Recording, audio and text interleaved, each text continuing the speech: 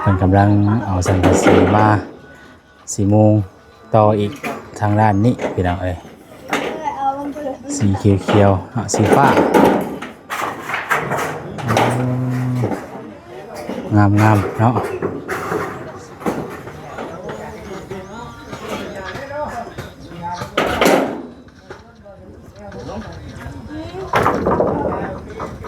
ไปว่าอยากให้เพิ่นเห็นมุมสูงเด้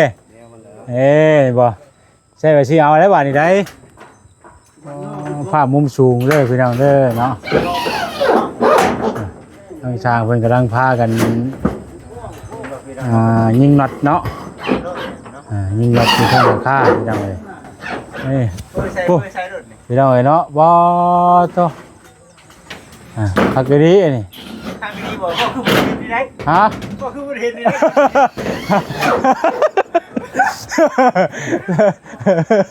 ใช่ใครคิดว่าเนี่ยใช่บอกคิดว่าเห็นว่าดิเห็นว่าฮะเอาไปบอกอยู่ฮะเห็นว่าใครคิดว่าไม่ได้ตัวอะไรวะจะมาเท่าขึ้นไปพุ่นได้นี่นะ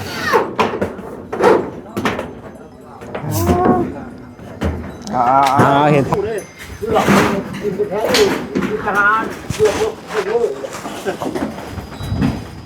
ล้วนที่นี่เรียนล้วน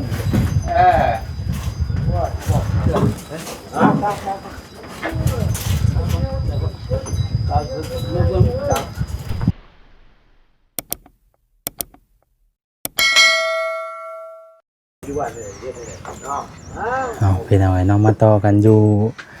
บ้านน้องโอคือเก่าเด้อพี่น้องเด้อตอนนี้ทางสร้างเพิ่นกะกำลังทาสีคือเก่าพี่น้องเอ้ยทาสี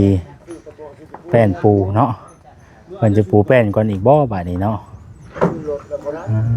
พี่น้องเอ้ยแต่ว่าสังกะสีกะช่วงตอนค่ำๆแรงๆพุ่นแหละพี่น้องเอ้ยช่วงตอนค่ำๆแรงๆพี่น้องเพิ่นจังสิได้พากันมุงเพราะว่าช่วงนี้กับมันอากาศแดดร้อนลายพี่น้องเอ้ยขนาดว่าช่วงนี้ก็เวลาตอนนี้ก็เอาพี่น้องเอ้ยเนาะว่าก่อนถึงโมงเดือนนี่ตอนนี้ก็เป็นเวลา3 โมง 4 โมงเลยพี่น้องเอ้ย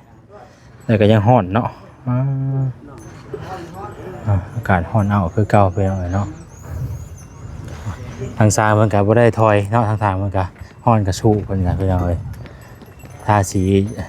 ตัวเจี๊ยอยู่เทิงพุ่นเนาะก่อนน้องโอก็อยู่เฮือนพอดีพี่น้องเอ้ยมื้อนี้ก็ได้สวัสดีน้องโอฮ้อนได้เนาะมาได้ใช่นี่ฮะไปใส่บ่อยู่เฮือนเรายังไม่มาช่วงค่ำไปเลยเนาะช่วงค่ำช่วงค่ำมันจังสีเข้ามาเนาะเป็นยังไงประมาณนะคอยบอกคนแรกกินพอดีขับรถออกเข้ามาเลยพ่อเล่าอยู่หันก็เลยบอกเล่าเลยบอกว่ามือวันจันทร์เด้อว่ะบอกเพิ่นอากาศก็ร้อนเป็นยังไงเธอเรื่องดินเรื่องร้อนก็คือว่าแหละเนาะก็สบายดีก่อนสิเมื่อขึ้นเพื่อนนมโอยก่อนนะเจ้าสิขึ้นเพื่อนบ่น่ะว่างใดกระลุ่มแล้วกับว่างกระลุ่มมันปีนใดขอแยกกระลุ่มได้กระลุ่มแล้วนี่น่ะเอาข้าวผมเป็นห่วงกระลุ่มจะลบนะบ่ใส่ก็เท่สิคิดมาตลอดเห็นอะไรกินแล้วมาข่าววันนี้เนาะกินแต่ตะลำกินตอนเที่ยงแรงพวกนี้บัดนี้เนาะนี่แหละพี่น้องเจ้าก็เรื่องข่าวเรื่องน้ำอยู่นี่เลยอยู่บ่ชูวันนี้จ้ะมันมีบ่หลังอยู่นอกบ่เพราะว่าหลังอยู่นอกมันคอนเนาะ จะก็นอนอยู่นี่แต่ว่าจะได้มื้ออ่ะ แม่น นอนเฝ้าเครื่องเฝ้าคองอยู่นี่แหละพี่น้องไอ้เนาะมงกบเพิ่นก็อันย้ายออกไปนอกเลยเริ่มแล้วเนาะน้องเนาะใกล้แล้วใกล้จะได้นอนเฮือนใหม่แล้วบ่โดนเนาะอีบ่โดนก็คือจะได้นอนเฮือนใหม่เฮือนงามได้พี่น้องเพิ่นก็คือสินั่นอยู่แล้วเพราะว่ามื้อนี้ก็เริ่มปูแป้นได้เด้ไปก็สิแล้วแหละมุงสังกะสีเนาะไปเดี๋ยวขึ้นเบิ่งสร้างเพิ่นก่อนเด้อเดี๋ยวขึ้นเบิ่งสร้างเพิ่นก่อนเอาหนึงพี่น้องเอ้ยเอาขึ้นนำบ่นี่ไปมา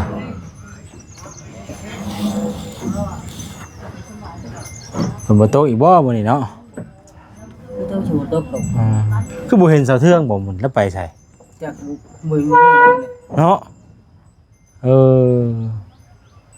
เสาเทืองเราไปใส่แต่ก็คือเห็นเลยว่าเราไปหาหน่อไม้บ่ จับดี ยันแม่นเราไปหาหน่อไม้พี่น้องเนาะหาหน่อไม้เนาะตอกอึ๊บ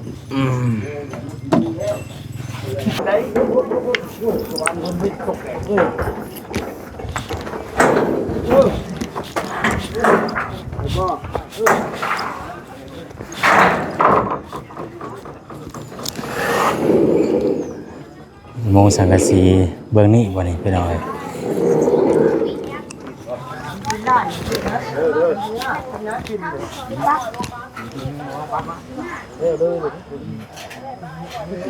สร้างเป็นเอาสังกะสีขึ้นไปแล้วพี่น้อย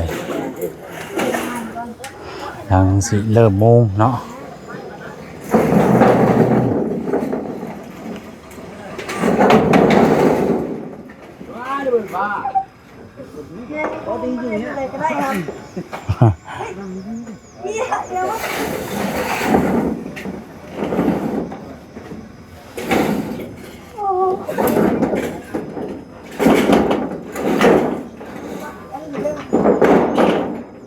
ดีงามแล้วเนาะบาดใจกันพี่น้อยอันนี้เป๊ะๆเนาะมันกำลังเอาสังกะสีมา4 โมงต่ออีกทางด้านนี้พี่น้องเอ้ยสีเขียวๆสีฟ้างามๆเนาะ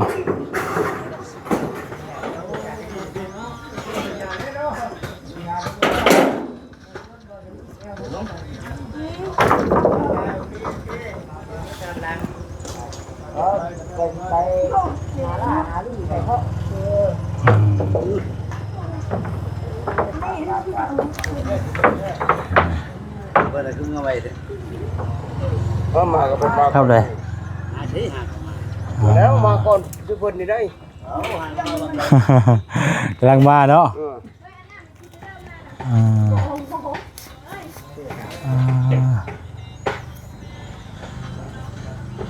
โมงไปหน่อย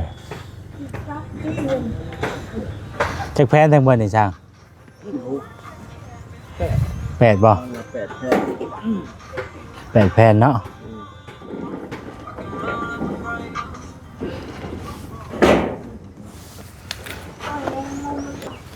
สีสังกะสีเพิ่นก็งามพี่น้องเนาะนี่คัก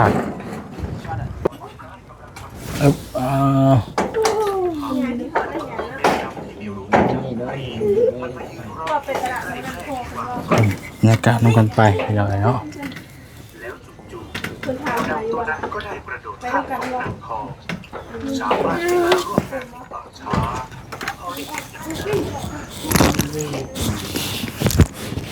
กำลังมัดกำลังแทกอยู่เนาะ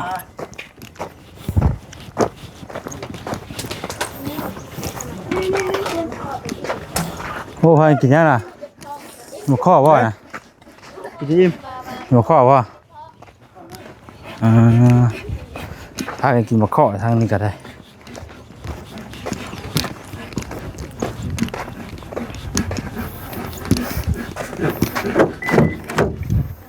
น้ำมากินก่อนห้อนลายไปเลย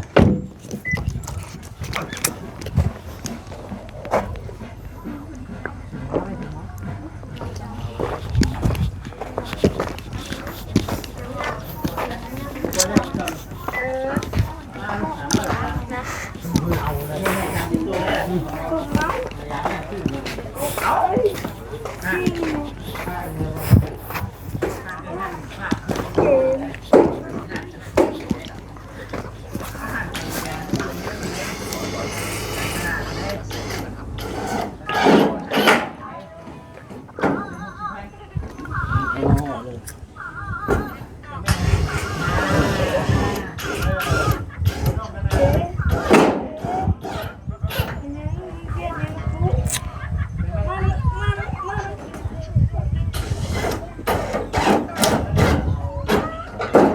อาใส่นอนอ่ะมันแน่นคักเนาะ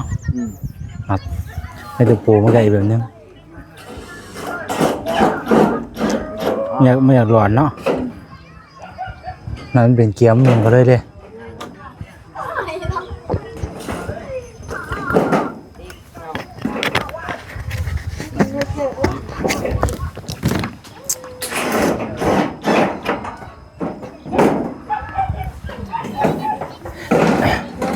สวรรค์มันก็มีทั้งแบบไฟแบบใช้ถ่านเนาะ มีทั้งแบบใช้ถ่านก็มีเนาะเนาะโอ้คักลายเดี๋ยวนี่ เราตกใจแท้นะ ฮะ ตกใจแท้เนาะ จุดเอาดิจ้ายังบาดนี่ นี่น่ะ น้องปลาจะเป็นอะไรก่อน เป็นอะไร ฮะ ก็เห็นส่วนขึ้นมีแต่ขี้ตุ่ม จุ่มเขาปล่อยแล้ว ปล่อยเท่าไหร่ 330 อ๋อตัว เอาก็30ตัวบ่ต้องออก31 เฮ้ยจะบ่อยากเมื่อได้บัดนี้เนาะมาอยู่พี่โดนไหลลึกได้บัดนี้เนาะ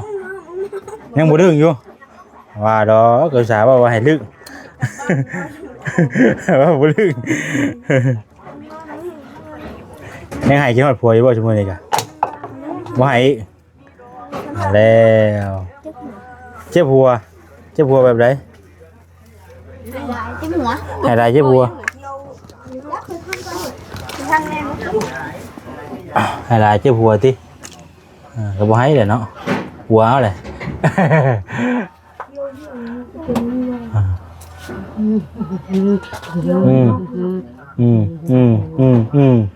เราขึ้นได้เนาะทันแขวเนาะ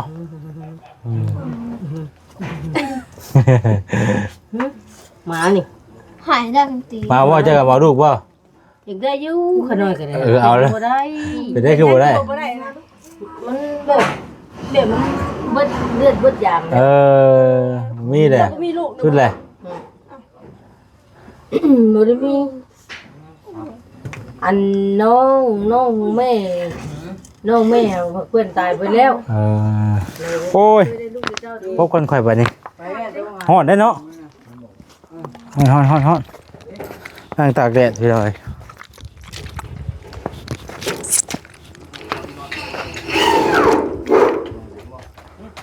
บอกให้บอกเจโตมาแล้วมีคนอยู่เด้ ต่างกับเฮือแต่เฮือได้ คือกันได้ข่อยกันเลย พอแล้วจะ ไปจื้อ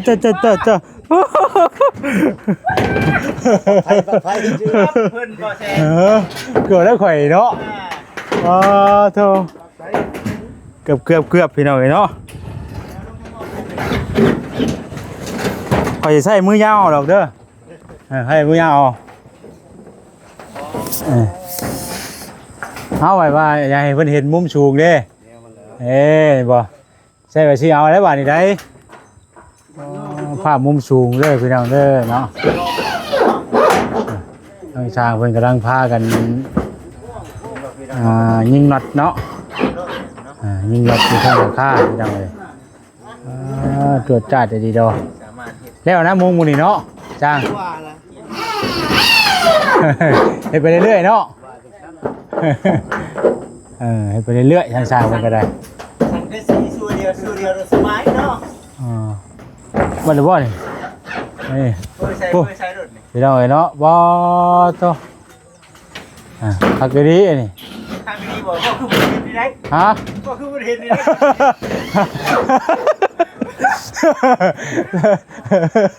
ใช่ใครเกี่ยวเนี่ยจ้าบอกอยู่ป่ะเห็นป่ะดิเห็นป่ะเฮ้อเอาไปบอกอยู่ฮะเห็นป่ะใครกี่ป่ะไม่ได้ตัวอะไรวะ แต่ว่ายูข้อขึ้นคักก็ดี จะเห็นว่ามันง่ายมันจะได้ง่ายไปใช่ปะ แต่กับบรรยายจินตนาการนะขึ้นไปนี่คักก็นะ มันก็คือจีเป็นนี่กันนะอ๋อถึงว่าบ่จำไว้ นี่นี่ คักก็ดีนี่ อ้าว แค่จะเห็นยังเนาะFC พี่ได้เห็น หรือว่าไม่ได้ขึ้นไปก็เอาแบบที่ได้ขึ้นไปโอ้มันสามารถเข้าขึ้นไปเลยนี่นะ มันเจ้ายุบเลยเนาะ สามารถเข้าขึ้นไปพุ่นได้นี่นะ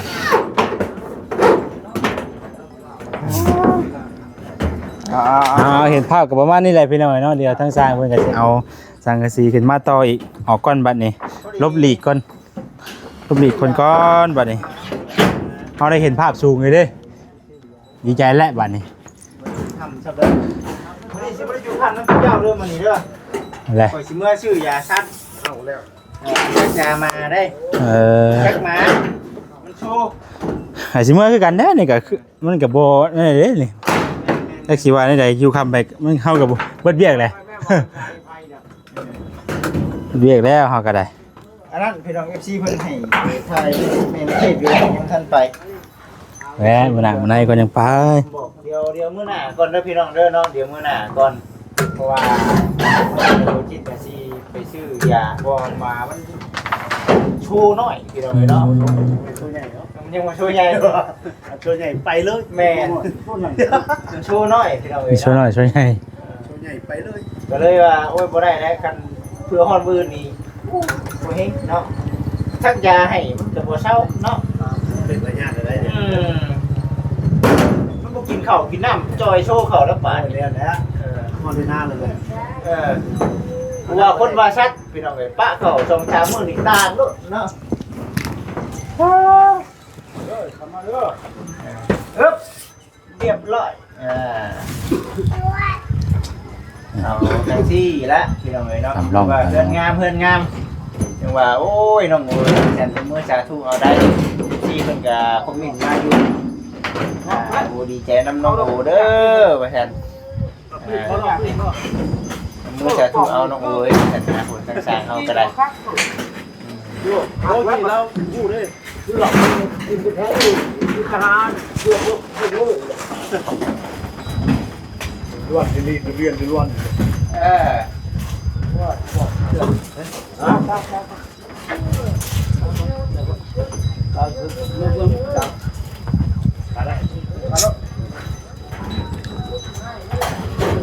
เมื่อกันแล้วนี่ก็สิเมื่อเอาขี้ดินใส่อันนั่นก่อน ไม่บ่เอา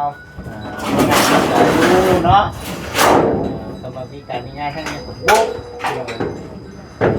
ะ ขี้ดินใส่ดอกไม้ก่อน ผู้ที่งานคือบ่เห็นมานี่ว่าเป็นไงเบิดแหละ เวลาเพิ่นมายังว่าเวลาเพิ่นมา เวลามาบ่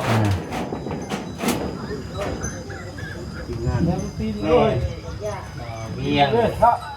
โอเคโอ้ยเรามาได้บ่มื้อนี้ แล้วแต่เราว่าเมื่อกินข้าวก่อนแล้วจะมาใหม่แล้วตอนเที่ยงแล้วสมอยเลยเวรมาเลย เล็กคนละ ค่ำๆพุ่นแล้วเราขึ้นมาแต่เก่ากะ ดีเดนอนเนาะ ค่ำๆช่วงค่ำ คนได้พี่น้องเอ้ยเนาะก็ไปจุดบ้าน ๆเมื่อคือกันแล้วว่าซั่นกะ มื้อนี้ก็มอบหมายงานเนาะอีกคนละคนนี้จะมอบหมายงานให้สำเร็จแล้วว่าโอ้ดีใจแล้วพี่น้องเอ้ยมื้อนี้ก็ได้ดีใจ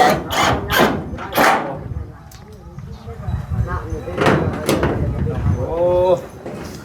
มาคือกันแล้วมื้ออื่นจังว่ากันใหม่ มื้อหน้าพุ่นแหละจังว่ากันใหม่ได้จังงานแล้วบ่เสร็จ ต่องานก็ใช้ก็มีแต่เช้าพุ่นนี้พุ่นแหละบ่ได้มีหยังเช้านี่ก็ เอาหักช่างมื้อนี้น่ะคือสิแล้วอยู่เพื่อค้ำปั้นในการมุ่งนี่เนาะ มุ่งนี่แล้วอยู่มุ่ง มื้ แล้ว อนี้ข คันมีแผนการเฮ็ดอยู่ทั้งอันน่ะบอลเป็นนี่ก็แบบอารมณ์ดีเบิดมื้อหน้ามื้อนี่แม่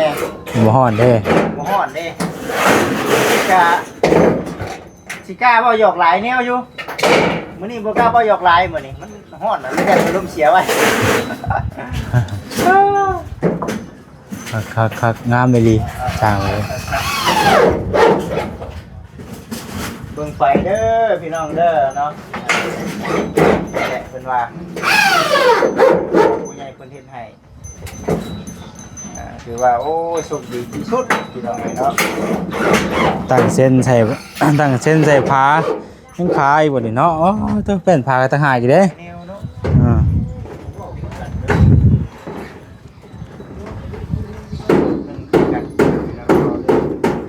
ประมาณนี้จำนวนมหาศาล โอ้เพิ่นก็ได้เป็นเพื่อนเนาะ ให้ขึ้นเบิ่งว่าเฮาเฮ็ดงานเฮาไม่บ่ได้กินกอกหรือว่าเพิ่นหลายนะที่ว่าไม่ร้อยทุกอย่างร้อยคือแบบนี้เลยเช็ดรักบ่เรื่องเงินนี่เช็ดเลยหลายพี่น้องเนาะเห็นโมขึ้นมากก็อยากขึ้นมาบ่นี่ขึ้นเด้อเห็นใจเด้ โอ้มาขึ้นมาใช่พี่น้องเอ้ยลงไปก่อนสิลงได้บาทนี่ เอาแล้วขึ้นมาข่อยลงเด้อบัดบ่มีแต่ข่อยสิเมื่อก่อนเด้อบัดเด้อก่อนเด้อ กับมือ เนาะว่าหลายเทื่อแล้วกะ สิฮอดก่อน เอ้ยบ่คิดดิ สิฮอดก่อนเอาว่ะ ข่อยสิมื้อน้ำหลังข่อยน่ะข่อยสิมื้อกะประมาณตามหลังกันไปนี่แหละก็บ่หล่นหลายนาทีดอก ดีแล้วเนาะ เออ เกมือทั้งพ่อกันเด้อ ข่อยก็สิมีเวียกให้คือกันข่อยกะ มือทั้งพ่อกันเด้อ โอเคสำบายดี โอ้ยบ้านเหนือบ้านใต้ สบายดีเด้อสบายดีเด้อ ผู้นี่เหนือสุดผู้นี่นอกบ้านผู้นี่